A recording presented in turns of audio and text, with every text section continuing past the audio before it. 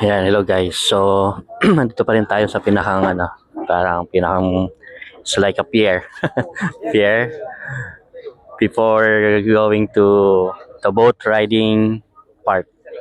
And parang this is the side of the boat riding. Ayan, itong sa likod ko. Ayan ito. Yeah, so they are waiting for us and also I'm waiting for my colleagues. Where are they now? Ayan, so very cold weather here and there are a lot of Pinoy visitors also here. Yan, pero yan, wala pa yung mga kasama ko.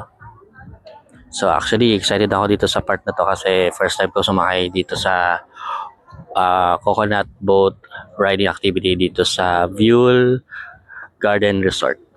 Siguro, mamaya after this, siguro, I think I'm just anticipating na there will be a dinner buffet after this. So, see you na lang mamaya.